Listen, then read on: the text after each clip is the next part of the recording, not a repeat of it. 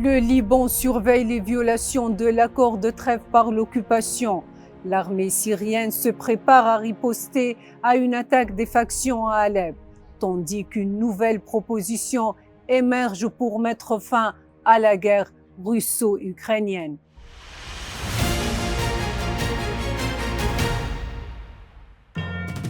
Des armes interdites au niveau international volatilisent les corps.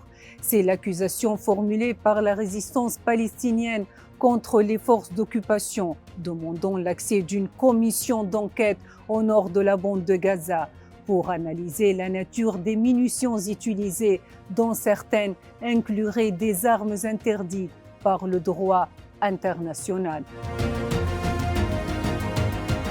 Des centaines de milliers de personnes ont fui leur foyer à Alep en raison des attaques massives menées par des factions armées, qualifiées par l'armée syrienne d'attaques à grande échelle, orchestrées par des groupes terroristes étrangers, équipés d'armes lourdes, de drones et soutenus par des milliers de combattants étrangers.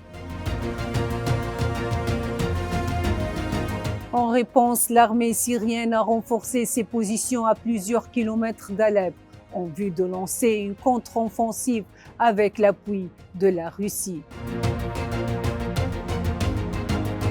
30 violations en 24 heures, c'est ce qu'ont rapporté des médias libanais, soulignant des multiples violations de l'accord de cessez-le-feu par l'occupation israélienne depuis son entrée en vigueur mercredi dernier.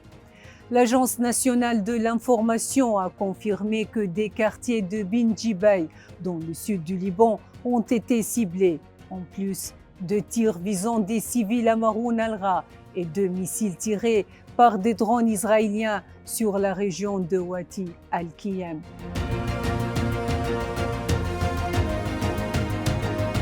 En parallèle, le directeur des soins médicaux au ministère de la Santé libanais a souligné l'importance de respecter le cessez-le-feu, confirmant la réception d'aide médicale de pays frères et appelant à accélérer la reconstruction des villes détruites par l'agression israélienne.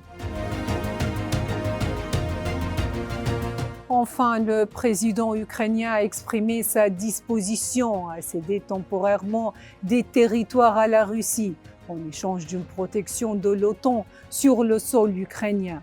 Cette proposition, une première, vise à mettre fin à la guerre qui dure depuis février 2022. Dans une interview, il a indiqué que cette concession pourrait être un pas vers la paix.